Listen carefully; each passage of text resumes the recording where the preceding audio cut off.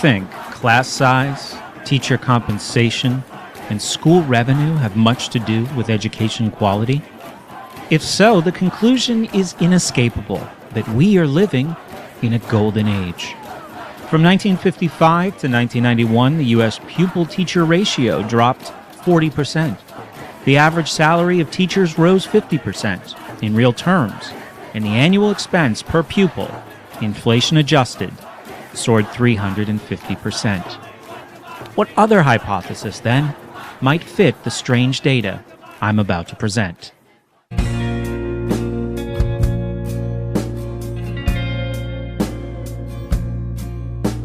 Forget the 10% drop in SAT and achievement test scores the press beats to death with regularity.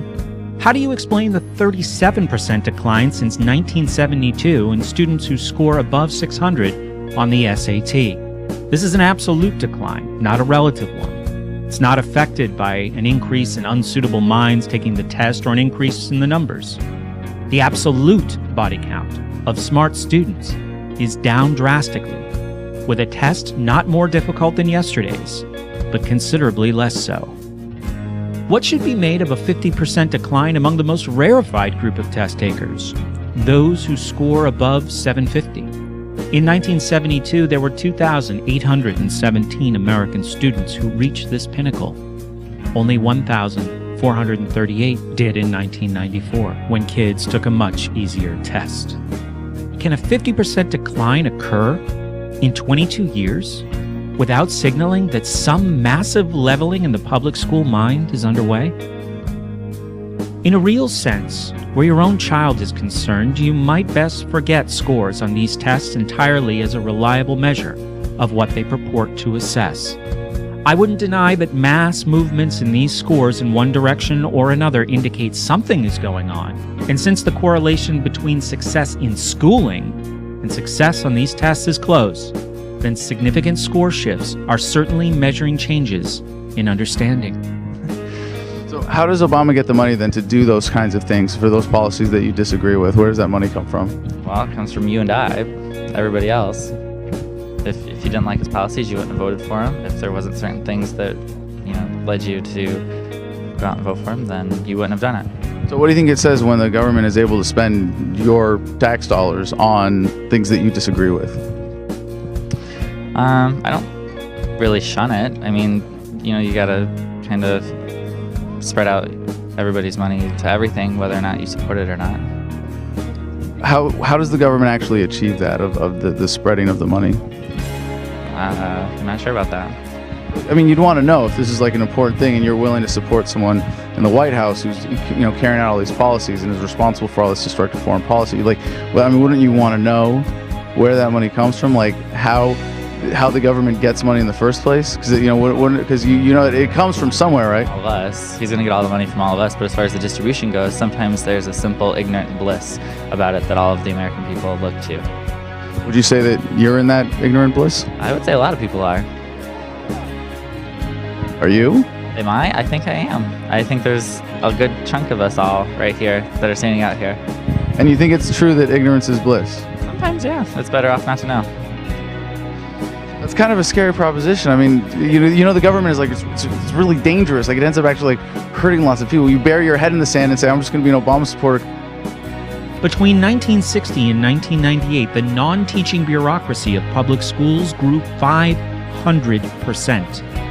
But oversight was concentrated into fewer and fewer hands. Let him ask his question. So this is a dovetail. Listen, don't stand for this. You're sitting here like cattle. You have questions. You confront them. They don't want to do it in public. Okay,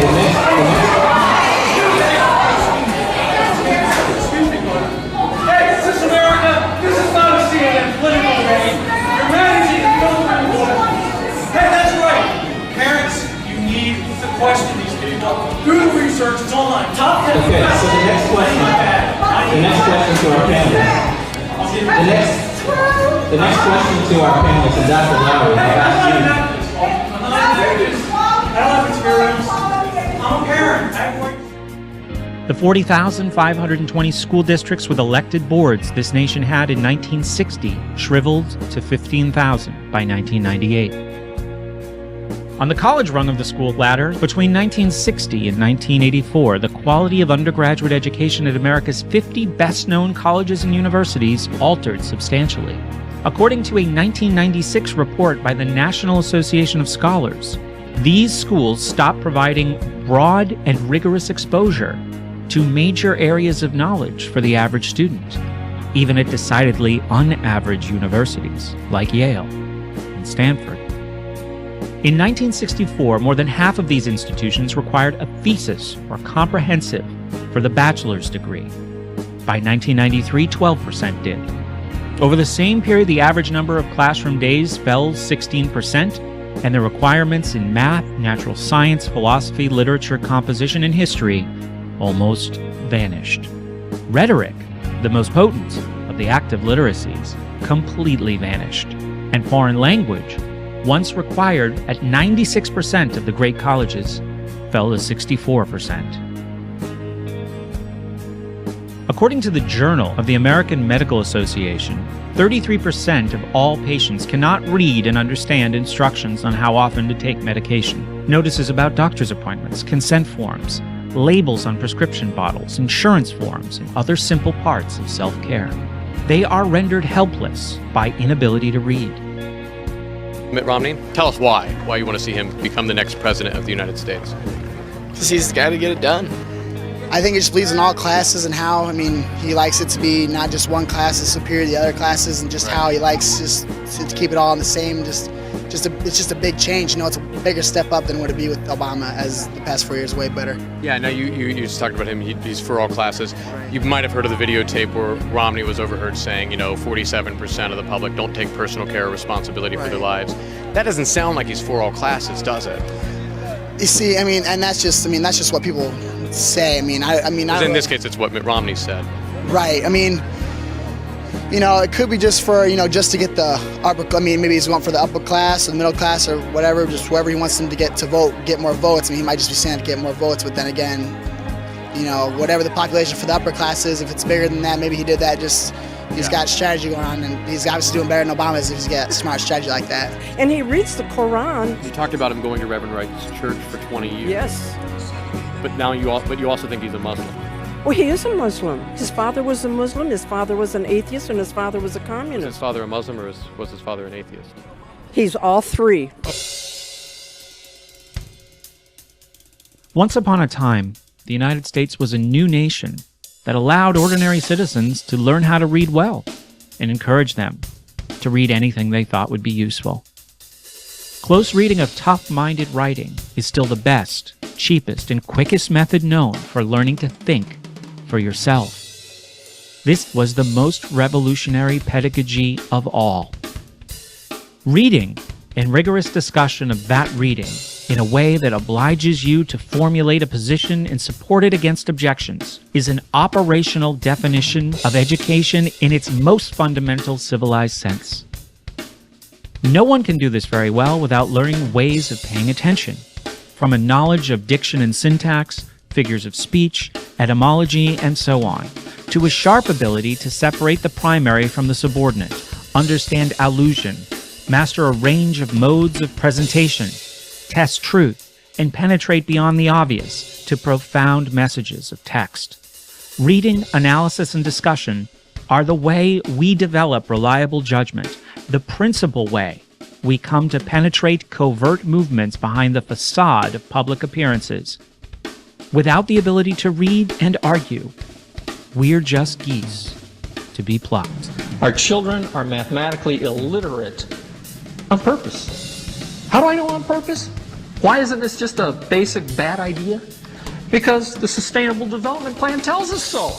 Generally, more highly educated people who have higher incomes consume more resources than poorly educated people who tend to have lower incomes. In this case, more education increases the threat to sustainability.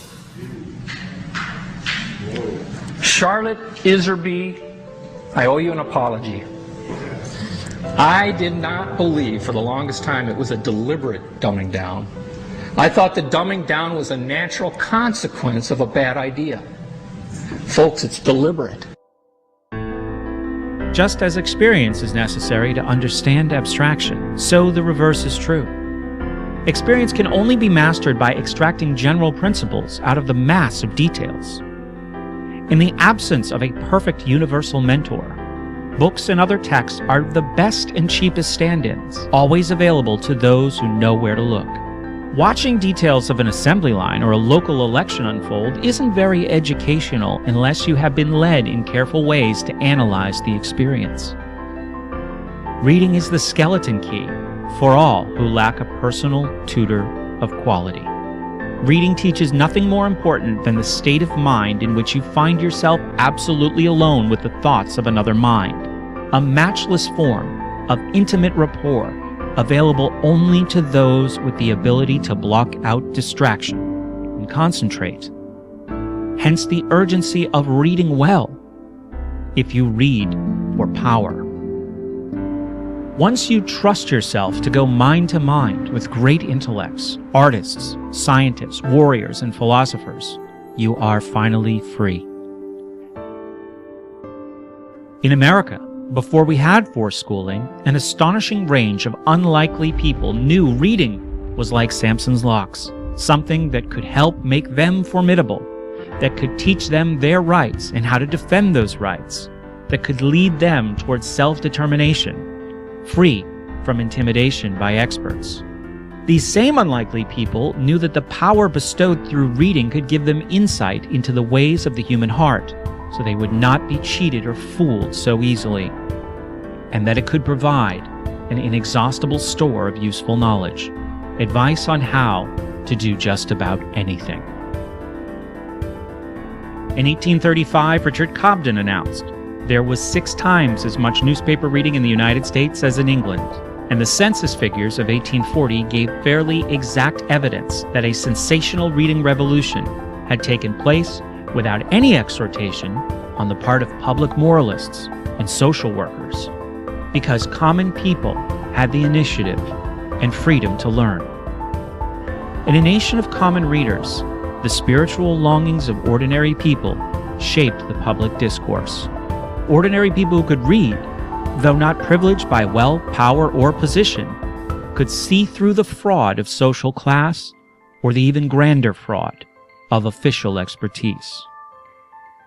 And that was the trouble. Yeah. You know what childhood justice is? No. Who gave you that sign? A lady. The teachers know you guys are here and they're cool with it? Yeah. Our teachers brought us here today. For what? What are you guys protesting? Are you testifying or? We're gonna talk to him. You know, I don't really know. I guess we're protesting today. We're trying to stop whatever this dude is doing.